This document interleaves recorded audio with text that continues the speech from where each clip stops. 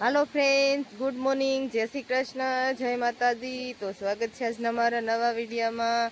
આપણે આજે પાછા સવારમાં વહેલા વાડીએ વીઆઈ સવી છે. હજી 7 વાગ્યા છે તો અમે વાડીએ પૂગી ગયા સવી. જો અહીંયા ઘઉં વાઢવાનું ચાલુ કરી દીધું છે બાઈએ. અમારે પણ જો આ કેરા વાઢવાના છે, કેમ કે આજ તો ઘઉં ખૂટી જ રહેવાના છે, કેમ 3 જ કેરા રહ્યા છે એટલે આજ ઘઉં ખૂટી જ જવાના છે. તો હાલો હવે હું હોતન વાઢવાનું ચાલુ કરી દઉં. ચા પાણીનો ટાઈમ થઈ ગયો છે, 10 વાગી ગયા છે ને જો અમે બધા ચા પાણી પીવા બેસી ગયા સવી અને નાસ્તો કરવા. બાકી કેવા થાકી ગયા આજ 10 વાગ્યા સુધીમાં? બહુ થાકી ગઈ બાપા. હવે તો થઈ રહી તો હાલ. ઘઉં વાટવા કેટલા આકરા છે? બહુ જ આકરા. તમને કેવા લાગે છે? આપને તો ગમે કામ કરાવો આપને મજા જ આવે. દાદાને? હું થાકી ગયો. દાદા થાકી ગયા છે. અમે બધાય ઘઉં વાટી વાટીને થાકી ગયા છે ને આજ આ ખૂટી જવાના છે, કેમ કે હવે 3 કેરા જ રહ્યા છે. 3 કેરા વઢાઈ જાય એટલે હાવ પછી નવરા. આ બધાને કામ કરવું પડે ને એટલે બધાને ગાંઠા વરે છે. કામ કર્યા વગર હાલે? તોય કામ તો કરવી છે. કામ કર્યા વગર ના ઘઉં વઢાઈ ગયા. 4-5 દી થી એક ધારા તો વાટવી છે. થાકી ગયા. તે થાકી તો જાવી જ ને. કામ કેટલું કર્યું કાબા?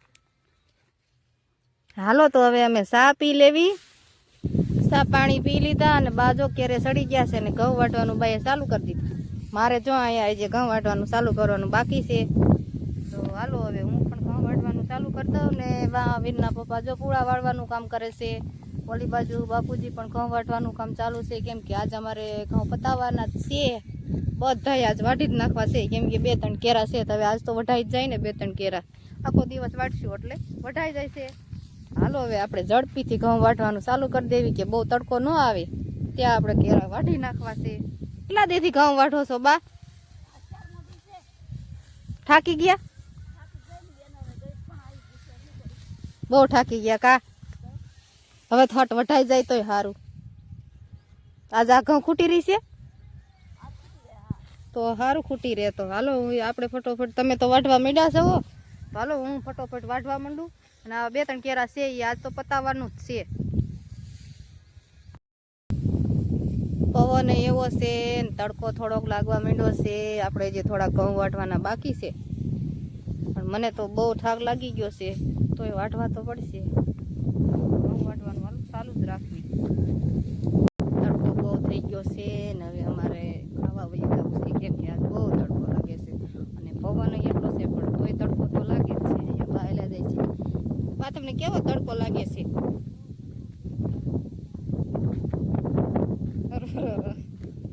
ચાલો બપોરે જઈને દવા લેવા જવું. જો હમણાં ખાઈને પછી હાઈલા જાય. હાલો તો અમે આવી કોબી પાછું હાઈલા જાય લેવા. ઘઉં વાઢવાનો તો જો એક કેરો રહ્યો છે, અડધો છે, અડધો રહ્યો છે, અડધો વાઢવાનો છે. આજ તો આપણે ઘઉં પૂરા થઈ જવાના છીએ.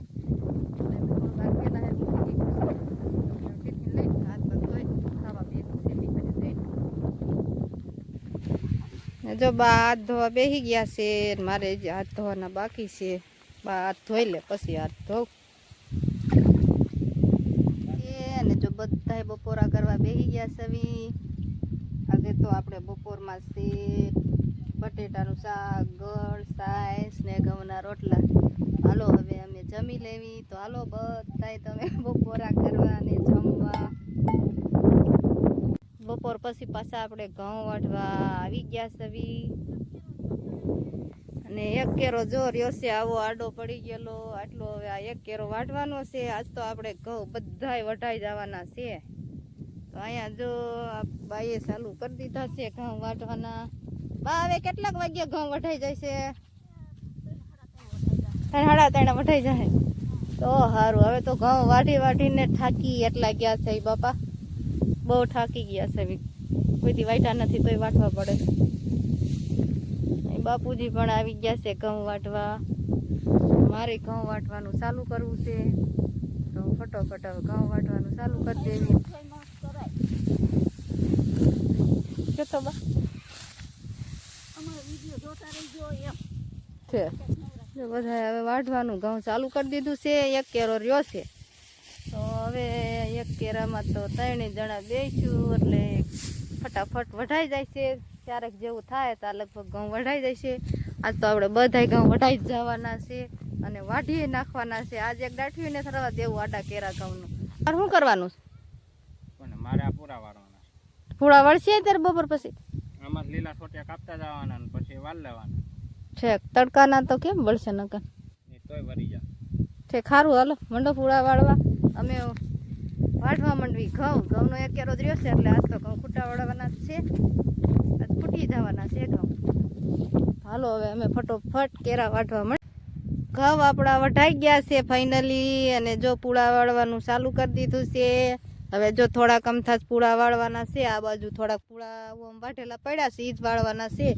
આજ અમારે બધાય ઘઉં વઢાઈ ગયા છે આડા પડેલા હતા ને એ.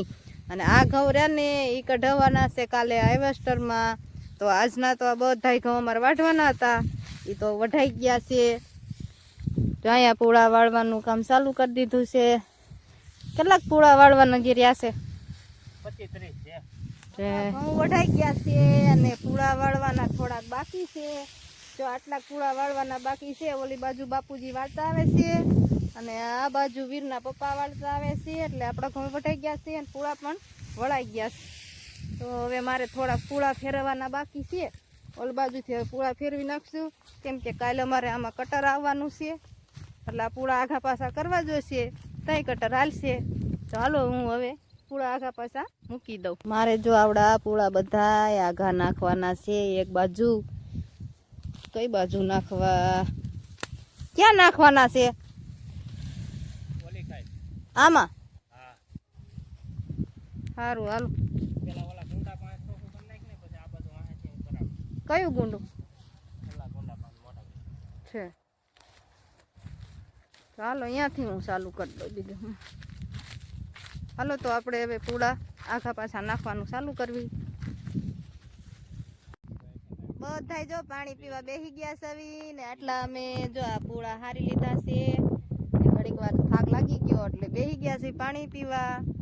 પાછા હમણાં પાછું જો ઓલકરના બધાય પૂળા હારવાના છે. આ રીતના પાછા ગોઠવવાના છે. કેમ આડા પડેલા ઘઉં આપણા બધાય આજ વઢાઈ ગયા છે અને અમે જો આટલા પૂળા પણ આ એક બાજુ હારીને ઢગલો કરી દીધો છે. હવે થાકી ગયા હતા એટલે પોરો ખાવા બેસી ગયા અને થોડુંક પાણી પીવા બેસી ગયા સવી અને હમણાં પાછા પછી પૂરા હારવાનું ચાલુ કરી દઈશું. આજે આપણે બધાય ઘઉં વઢાઈ ગયા છે અને આ રીતના જો પૂળા વાળ લીધા છે. આડા પડેલા બધાય ઘઉં વઢાઈ ગયા અને આ જો આ ઘઉં ઊભા ને એ હાર્વેસ્ટરમાં કાલ કઢાવવાના છે.